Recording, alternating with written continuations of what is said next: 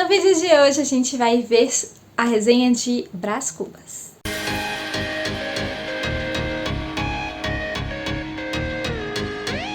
Oi gente, eu sou a Kellen do blog Kellen Vasconcelos e no vídeo de hoje a gente vai ver sobre a resenha de Memórias Póstumas de Brás Cubas, que é um livro que eu li dentro da leitura coletiva Veredas, que eu tô participando o ano inteiro, lendo alguns clássicos da nossa literatura, né? Mas antes de começar o vídeo, eu quero pedir pra você se inscrever no canal, curtir o vídeo, porque isso ajuda muito o meu canal a crescer e a chegar em mais pessoas. Então me dê essa forcinha, tá bom? Na descrição tem vários links de redes sociais minhas, do Scoob, onde minhas leituras são sempre atualizadas, você pode me acompanhar por lá. O Instagram, que eu sempre tô postando coisas novas, nos stories também, colocando um pouco sobre as leituras que eu ando achando, algumas programações novas, tanto aqui pro canal como pro blog.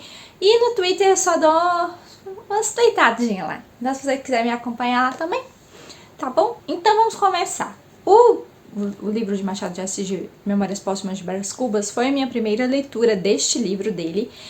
Eu li na edição da Príncipes, que é editora Príncipes, que ela é muito bonita, muito gostosa de pegar. A diagramação é ok, mas as letrinhas são um pouquinho juntas, né? As folhas são amarelas, tem uma textura boa. Então, assim, eu gostei bastante de ler. Vou falar um pouquinho da história e do que eu achei do livro, tá bom? A história, a gente vai ver o próprio Brás Cubas narrando toda a história dele depois que ele falece. Então, ele quebra aquela quarta parede o tempo inteiro e fala com o leitor o tempo inteiro. Então, tem alguns momentos que ele tá contando as histórias da vida dele, que ele para e tem uns déjà vu, umas viagens de análise de não sei o que, e depois nos outros capítulos voltam. Ele tem uma estrutura muito similar a alguns escritores brasileiros que eu percebi ao longo dessas leituras, da leitura coletiva, que são capítulos curtos. Poucos são grandes, então olha o índice de capítulos, entendeu? Tem capítulo que é só uns trechozinhos, ó. Começa aqui, termina aqui. Então a leitura acaba sendo muito fluida por isso. Você nem sente que tá lendo, né? E aí a gente vê primeiro a morte dele e ele explica como ele morreu. Que ele morreu aos 64 anos de pneumonia. E aí ele fala quem foi visitar ele enquanto ele estava morrendo. Ele fala de algumas pessoas da família dele que são importantes para ele, que é a irmã dele, o cunhado, mas a sobrinha. E aí a gente vê a figura de uma mulher chamada Virgília, que vai visitar ele, que ela tá viúva e tal. E ela vai visitar, depois volta a visitar ele já tá lá no leito de morte, tal, quase morrendo, com o filho, porque não pega bem, mesmo uma viúva indo lá visitar ele, porque na verdade ele mora sozinho, os pais dele já tinham falecido, ele só tinha a irmã. Então, ele estava sozinho na casa. Então a gente já imagina que ele ou teve ou não teve uma família, né? Ao longo da história, ele vai contando essa parte do até quando ele morreu, quem visitou ele nos últimos dias e tudo mais, e depois ele entra pra infância. Aí ele começa a contar a infância dele, como ele era uma criança má. Gente, ele era uma criança muito má e muito mimada pelo pai dele, muito, e ria, às vezes o pai tinha que corrigir, mas na verdade ele ria, esse menino é assim mesmo, e não sei o que. Como se isso desse orgulho pra ele ser tão audacioso e falar coisas tão na cara assim, né? Enfim. Aí depois, na adolescência, os primeiros namoricos, a primeira paixão dele, que foi a Marcela, que manipulava vários homens pra dar muitos presentes e muito dinheiro pra ele, pra ela, né? Pra ela ter um dinheiro, pra ela se sustentar através desses namoricos, né? Então, por causa da Marcela, a família do Brás Cubas manda ele estudar no exterior, já que ele não conseguia manter uma linha, né? Ele tava jogando muito dinheiro fora com Marcela. Tipo, às vezes até fazendo dívidas em nome do pai dele, para que o pai dele fosse lá pagar para comprar joias e coisas para Marcela. Então aquilo tava fora do controle do pai. E aí eles mandaram ele estudar no exterior e aí que rompeu esse primeiro relacionamento deles. Claro, ele não estudou nada direito, ele fez tudo nas coxas, ele não queria nada daquilo. E isso é uma coisa que a gente sente muito ao longo do livro. Que o que o Brás Cubas quer? O que ele quer construir da vida? A gente sente que ele só quer viver, sabe? Viver dia após dia, vendo dia após dia. Quando ele retorna, ele só retorna porque a mãe dele tá pra falecer. E ele recebe o recado e ele fica muito triste com isso. E aí ele volta e depois vem todo esse luto, da perda da mãe dele e tudo mais.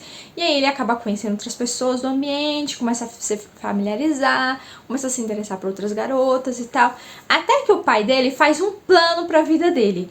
Escolhe a mulher que ele vai casar, escolhe a carreira política, que ele vai entrar como deputado, depois ele vai subir um pouco até chegar a ministro. Era o que o Brás Cubas queria. Queria que o filho dele, Brás Cubas, né, se tornasse um grande político, que o nome Brás Cubas fosse escrito na história e tudo mais.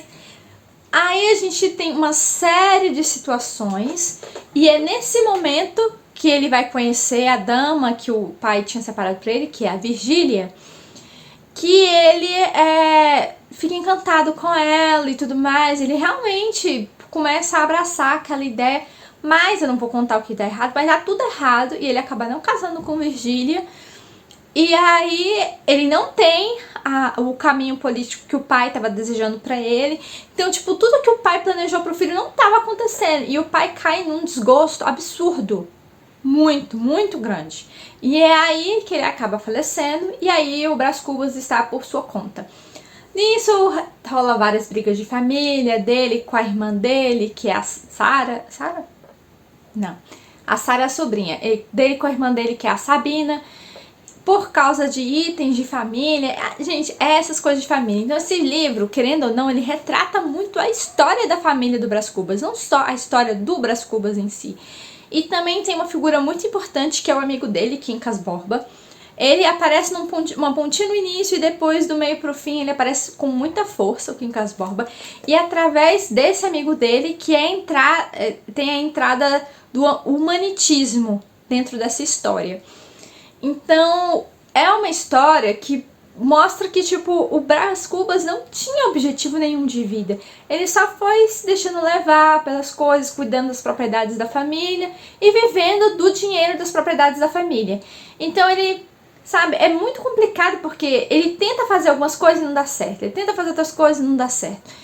E várias coisas vão acontecendo. O melhor ponto da história, que foi a parte da história que eu mais gostei, foi quando a Virgília acaba casando com outro homem que tem aspirações políticas, que no início ele não queria muito, depois abraçou e depois, enfim, ficou naquele joguinho, né? Ela acaba casando com Lobo Neves. E aí, de repente, eles meio que se sentem atraídos um por outro de uma forma assim muito louca. E eles têm um relacionamento extraconjugal, né? A Virgília tem um relacionamento extraconjugal com o Brás Cubas durante muitos anos. E esse relacionamento, ler sobre ele ao longo do livro, é a melhor parte do livro. É a parte mais interessante, é a parte que a gente começa a conhecer o Brás Cubas por quem ele é. Não pelo que fulano quer que ele faça ou ciclano quer que ele faça. Ele, sabe, ele começa a mostrar alguns desejos que ele não tinha antes. E alguns sentimentos ruins também, como inveja, ciúme, né, de Virgília, quando eles estão lá na mesma sala com o esposo dela. Então tem todo esse contexto da sociedade, depois da sociedade descobrindo esse relacionamento, esse caso extraconjugal. E, gente, essa parte é a melhor parte do livro. Foi a parte que eu mais gostei, foi a parte que eu li mais rápido. E o finalzinho, assim, é um pouco triste, porque a gente consegue ver, né, que muito da vida dele ele só jogou fora, ele não tinha um sonho, ele não tinha um objetivo e tal. Então, assim, o livro ele é bom, mas eu não me apaixonei pelo livro, também não me apaixonei pela escrita, muito menos pelo humanitismo, que é muito estranho. O Quincas Borba, eles colocam as coisas de uma forma muito doida, e depois a gente começa a ver que ele em si já não tá muito bem na cabeça, né? É muito triste ver isso. Mas é bonito ver que o Brás Cubas não abandona o Quincas Borba até o final, ele continua sendo amigo dele até o final. Isso é bonito de ver, sabe? E, assim, então tem algumas coisas bem bacanas no livro e tal. Eu não concordo muito com a frase muito famosa no final do livro. Mas eu não vou falar essa frase aqui, porque senão seria um spoiler. E isso não é legal. Então eu não concordo com a última frase desse livro, não mesmo. Então a nota que eu dou para esse livro é o selo Amor Perfeito, porque ele é um livro bom. Ele não chega a ser um Lotus, um ótimo, e nem uma cerejeira que é excelente. Para mim foi um bom livro, mas assim, não concordei com várias coisas, não gostei de outras coisas, não me consegui me conectar com várias coisas. Eu sei que muita gente ama esse livro.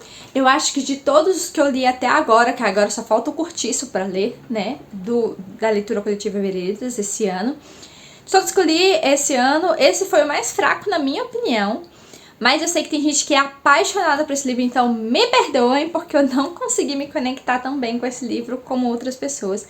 Mas assim, vale a pena a leitura? Sim, com certeza. Machado de Assis escreveu um ótimo livro, né? Um bom livro. E eu acho que vale a pena sim, principalmente para quem está se preparando para o vestibular, Enem. É necessário ler as obras de Machado de Assis. É um dos escritores mais cobrados, é um dos escritores mais valorizados do Brasil. Então é necessário sim.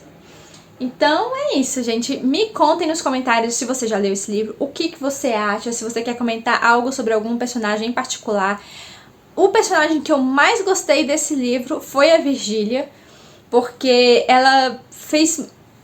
Gente, essa mulher se arriscou demais, velho, em muitos momentos. E a gente via que o Brás Cubas estava imerso em ciúmes e ele não conseguia enxergar o tanto de sacrifício que ela fazia pra ficar perto dele. Então... Mas foi a personagem que eu mais gostei, com certeza.